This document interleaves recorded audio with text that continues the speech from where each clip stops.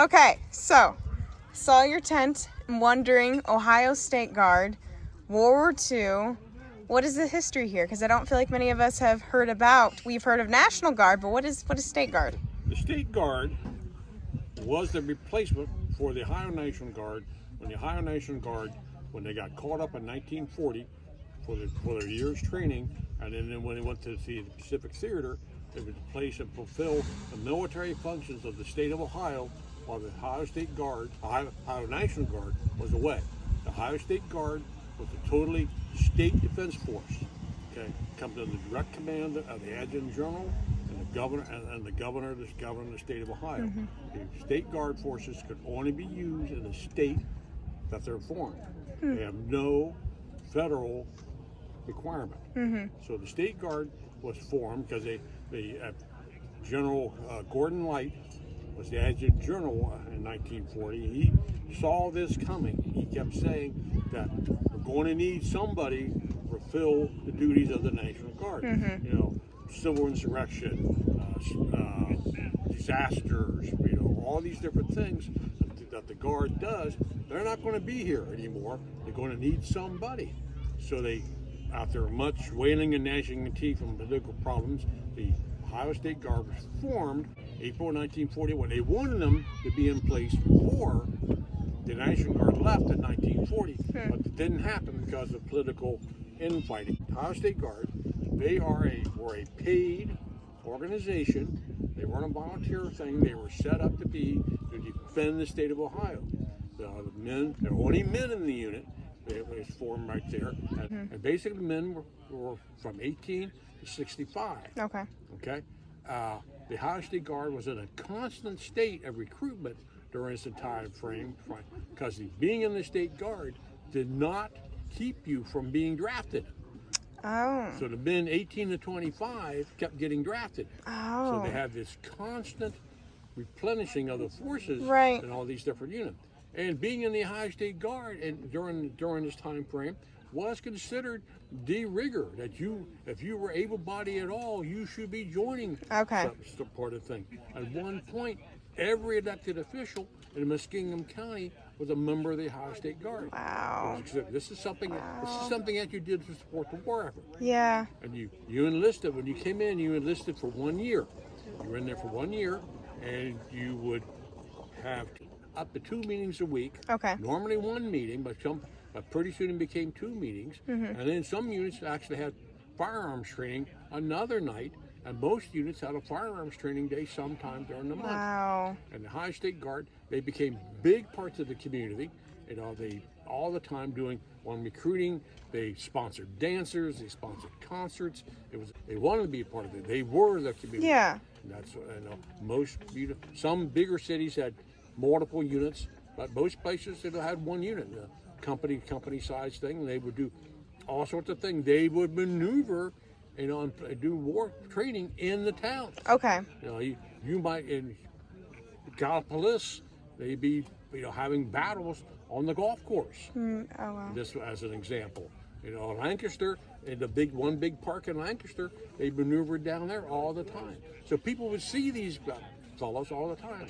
And they would have recruiting booths. I think people knew who the Ohio State Guard was. And it came along, kept going on until 1947, where finally the National Guard had 4,800 men, and they honorably were de-established. Wow.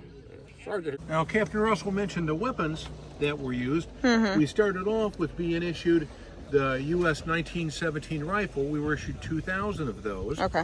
And that rifle itself has an interesting history because it's really a stolen design, stolen from the British. Oh. It was the P-14 rifle that was being manufactured in the United States for the British. The British were already in World War I before we were, and once we were, we wound up taking over that manufacturing facility, changed the design very slightly, from using the 303 British cartridge to the 30 US cartridge. Wow. 30-06 cartridge, which is popularly known, and produced that in very large numbers. Wow. In fact, there were probably more of these issued in World War I to our soldiers than there were the 1903 Springfield, which is the rifle that most people think of as being issued in World War I. So we were happy to get the 1917s and use them, especially when you consider that a very large portion of Ohio State Guard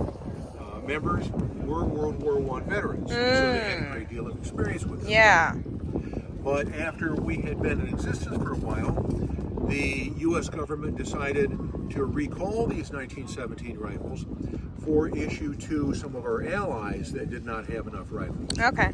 So they issued us Stevens 12-gauge single-shot shotguns.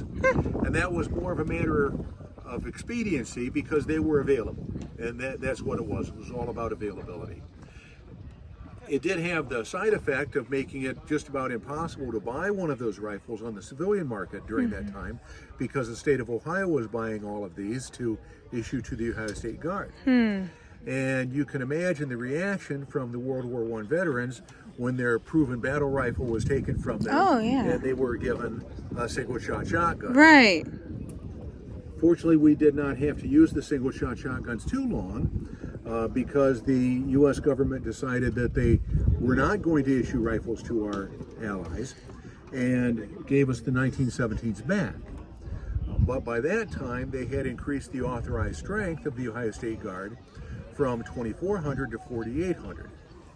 So they did not have enough 1917s to equip the various state defense forces because there were about 37 states that had units like the Ohio State Guard. So they weren't only equipping Ohio, they were equipping, 37 states. Yeah. So what they did to make up the difference is they supplemented that with the 1903 Springfield we see down there at the bottom. So for a while we had both 1917s and 1903 Springfields. Okay. They both fired the 30 caliber of 1906 cartridge.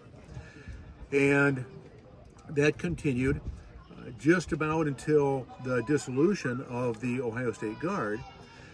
But by the time the Ohio State Guard was completely gone in 1947, some of the remaining units were actually being issued M1 Garand rifles, which also fired the same cartridge.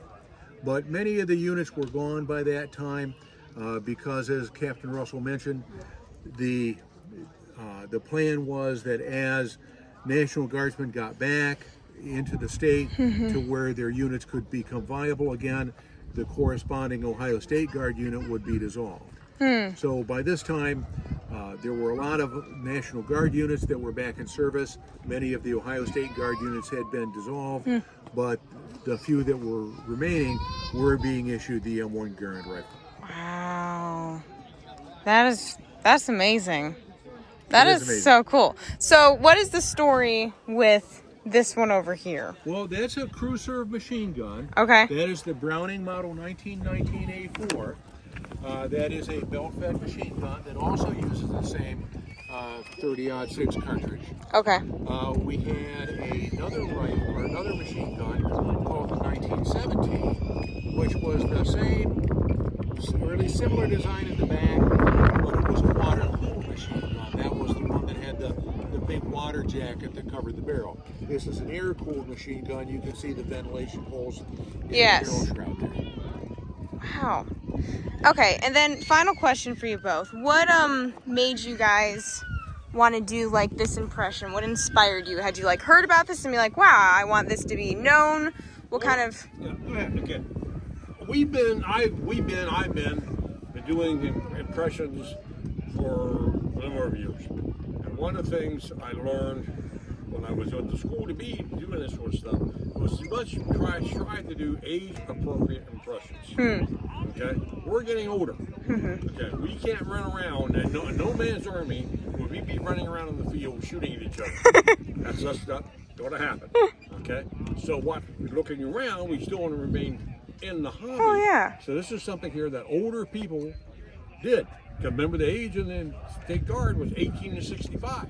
And we can depict that, the older people in that, and we can give it a depiction of the State Guard. The other thing is that nobody's heard of the State Guard. No. This is a major part of Ohio history. Oh, 100%. And that it has just been completely lost. Yeah. First time I was like, what? Completely completely forgotten about. Even the Ohio Army National Guard doesn't really have any good records of things like that. Wow. Most of the records we found, we found through first-person research and going through all newspapers in the state. Shoo.